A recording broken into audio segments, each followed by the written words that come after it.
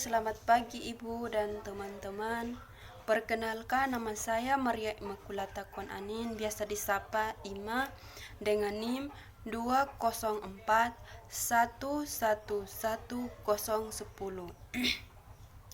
Saya mahasiswa dari Fakultas Kesehatan, Program Studi Farmasi semester 1, kelas A dari Universitas Citra Bangsa.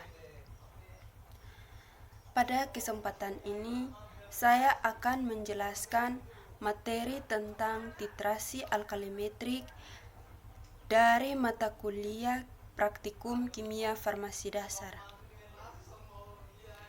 Selamat menyaksikan.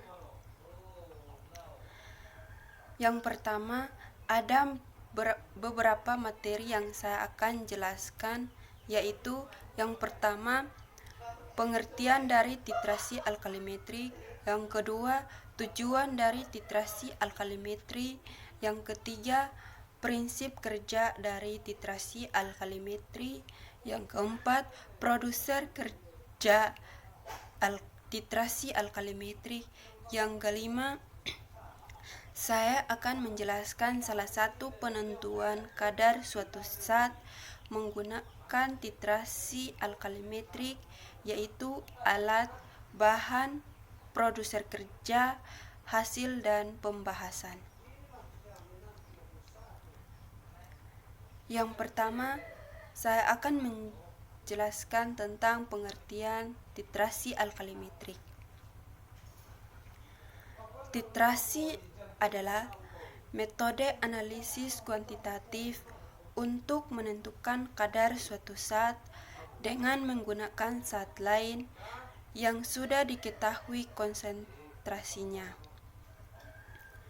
Sedangkan alkalimetri adalah suatu zat dititrasi dengan suatu basa. Jadi, pengertian dari titrasi alkalimetri adalah metode titrasi asam basa di mana suatu larutan basa yang digunakan sebagai larutan standar atau titran dalam titrasi.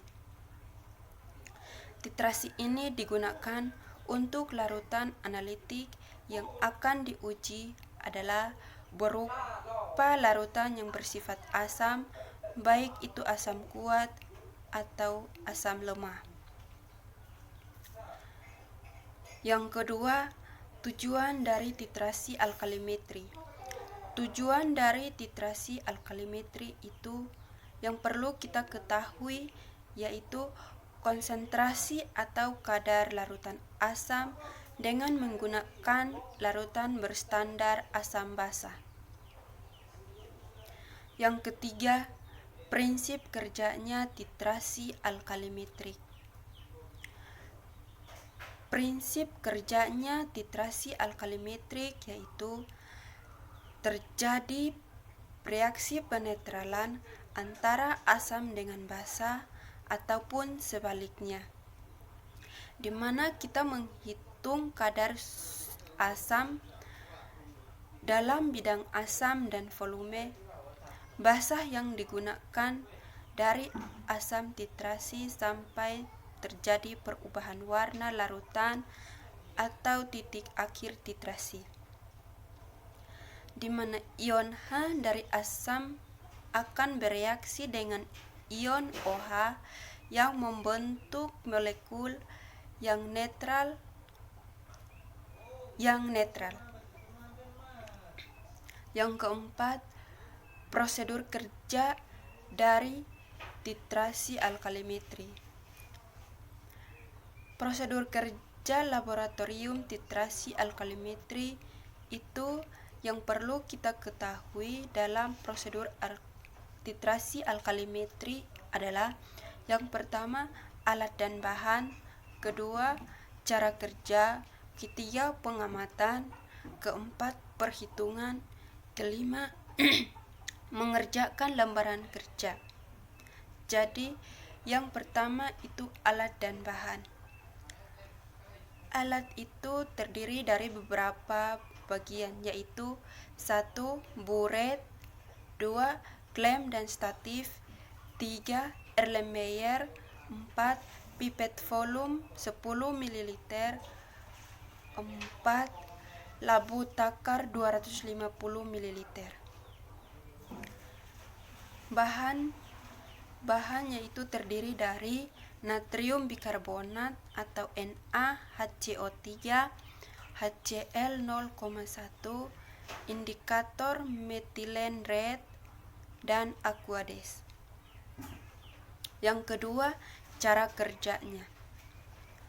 Cara kerja yang pertama, kita harus menimbang dengan seksama 0,2 gram per 10 ml sampel, dimasukkan dalam labu Erlenmeyer 150 ml, lalu ditambahkan 250 ml Aquades. Cara yang kedua, larutan ditambah 2 tetes indikator metil red, lalu dititrasi dengan larutan baku HCl 0,1 ml hingga diperoleh perubahan warna dari kuning menjadi merah muda. Cara kerja yang ketiga yaitu titrasi dilakukan 3 kali.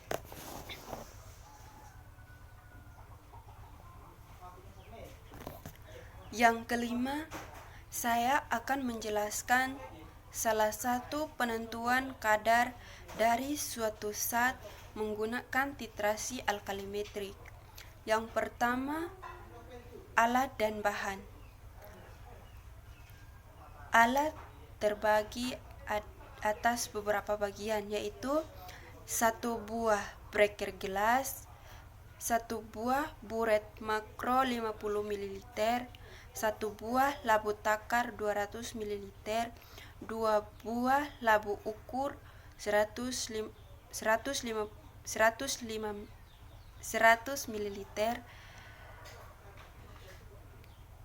6 buah Erlenmeyer, 1 buah pipet volume, 1 buah pipet filler, 1 buah tetes, dan 1 buah corong.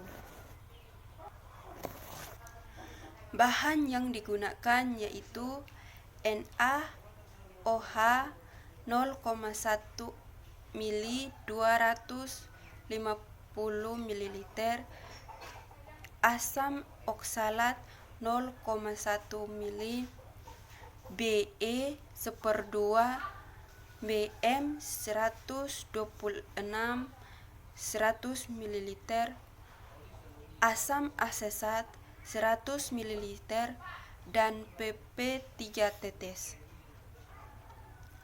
Cara kerja yang pertama yaitu masukkan larutan COOH2 H2O atau dari sediaan botol sesuai etiket 25,3 104 gram per liter ke dalam pipet 25 ml. Cara kerja yang kedua, masukkan ke dalam labu ukur 100 ml, kemudian tambahkan Aquades sedikit demi sedikit, lalu diaduk-aduk hingga ada homogennya. Perhitungannya yaitu NaOH sama dengan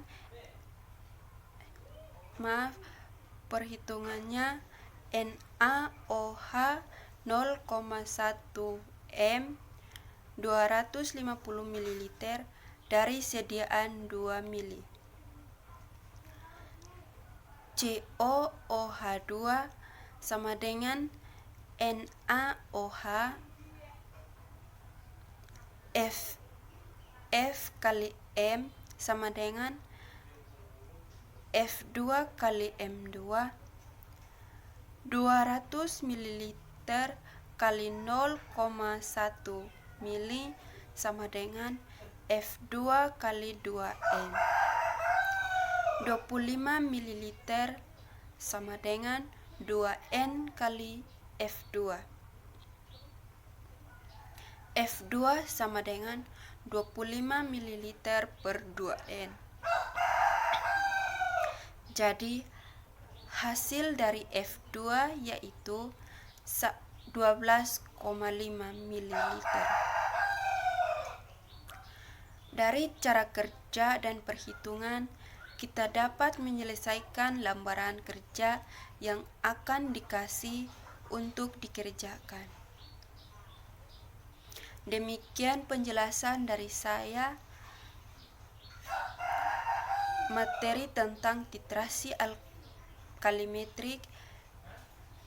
Jika ada kesalahan dan penjelasan, saya mohon maaf. Dan jika ada saran dan kritik dari ibu atau teman-teman, saya menerimanya. Terima kasih.